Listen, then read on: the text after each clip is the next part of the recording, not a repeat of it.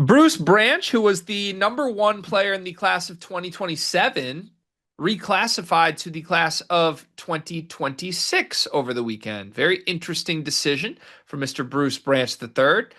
We've talked about Bruce a little bit on the channel, not a ton, because we tend to stay in the upcoming class, not 2 years away. But we're certainly going to talk about him more because it seems like his recruitment is about to heat up fast. With the reclassification, Bruce Branch is now the fourth rated player in the class of 2026, which I'll be honest, surprised me a little. The top of the 2026 class is not a class people are super high on. And I kind of thought the number one player in 27 coming up might hold true. I thought there was a world he would be at least ranked second behind Tyron Stokes. Yeah, not to cut you off, he should be the number one player in this class. I wouldn't have been surprised if he was the number one player in this class either. So I guess we're now at a point where you and I actually think he's underrated as the fourth player in the class per rivals, but speaks really highly of who he is and what we think he could be. Bruce Branch, a lot of schools that are coming in, swooping in, like, oh, you're in the 26 class? We want you. Now, Mhm. some of those are schools that already wanted him, but I think there's some new schools as well that are going to make significant efforts at him, given that he's a new member of this senior class. Those schools are, this comes from a Joe Tipton update this afternoon, by the way: NC State, Kansas, Alabama, Arizona, Louisville, Indiana, Houston, Kentucky, Tennessee, BYU, USC, and quote, plenty more. Now, it's a big list. Prior to me reading Tipton's update, I would have billed this as Kentucky versus Kansas with maybe Louisville as an outside shot. However, Joe Tipton says after talking with several sources, BYU looks like a legitimate contender.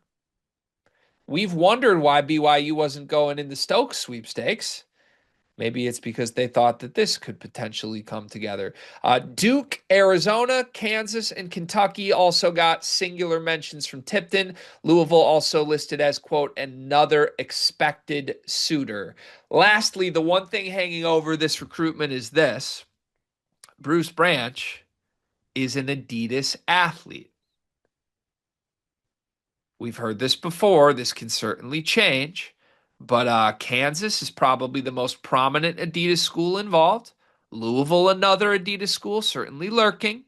Notably, Kentucky and BYU are not Adidas schools. So help me frame this. Bruce Branch reclassifying to 26. Did you expect this? And where do you think this goes from here?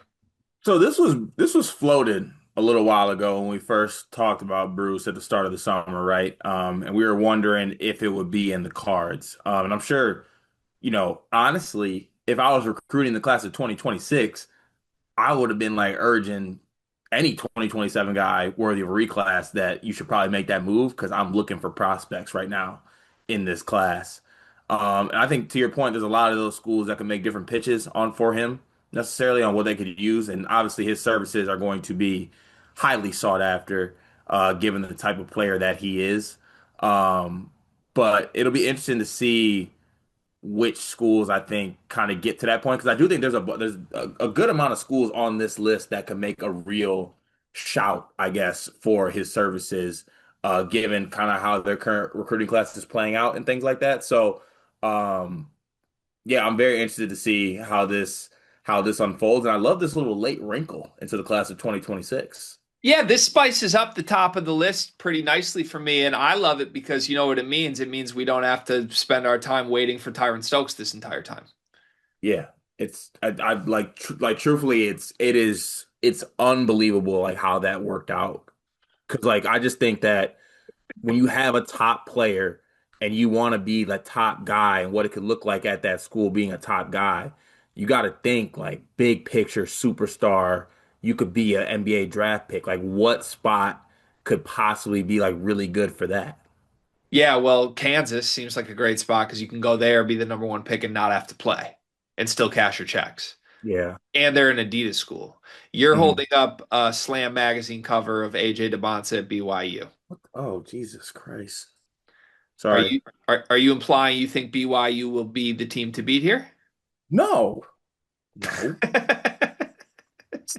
Don't be stupid. No, I'm just saying, just throwing it out there. AJ was really good, Why and wouldn't, but if all the things that would make you think BYU, don't they also apply to Kansas with the Adidas connection? It's the same exact thing. They got Peterson, he doesn't even have to play. I want to play with Tay Kenny, or do I want to play with Rob Wright? I think take any. Well, What? an incoming freshman would choose take any. Really? Mr. 6'7"? Yes. That's that's interesting. I Rob's don't know. also probably going to declare for the draft. Yeah. That also might happen.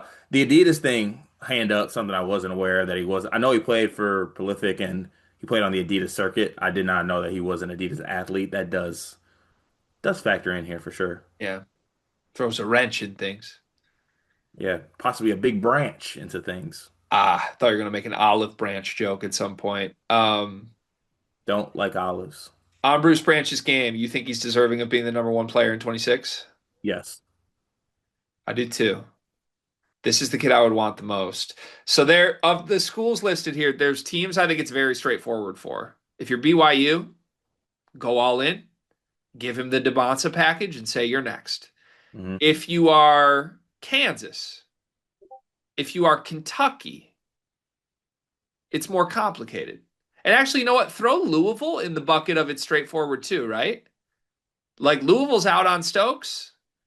Louisville basically, hey, you're Michael, right? That pitch would work too. Yeah, I can see that. And they got some good guards coming back too. Like, Another Adidas school. Like it's very easy to see Bruce Branch and Adrian Woolley next year being awesome. So I kind of like that pitch along with BYU. Here's what I would say. This seems complicated for Kentucky and Kansas because it sounds like early returns are that Stokes and Branch wouldn't play together. So if you're Kentucky and Kansas thinking that you were going completely head to head for Stokes, and now all of a sudden there's a player we think might be better than Stokes with way less warning signs than Stokes, do both those schools wait out Stokes? I think that there should start being a shift from like stop worrying about Tyron Stokes and how we operate. If he Here's comes, what he comes. here's what I think. I think Kansas will take that approach and basically say first come first serve Stokes or Branch. We'll take one of you. Whichever one wants it first, we'll take you. Which one would you rather have? Branch. Which one would you rather have if off court things weren't a factor? It's so much a part of his game. It's hard for me to interpret it as anything else. I got to go Branch. Still be Branch. Okay. Branch is a better basketball player But than I weirdly, I think if Kansas put that pitch on, it's a pretty good pitch and it would put some pressure on either one to like take the spot before the other guy does. My thing is, I bet Kentucky will try and get both and it'll just piss off both. and then they end up with none of them. I mean, if Branch chooses Kansas, then Kentucky waits on Stokes again, but I don't know. I wouldn't feel good about it anyway. I like that Louisville shout. Yeah, this is a very fascinating one to watch. Total game changer for any of the schools involved. We shall see. We'll cover it as it evolves.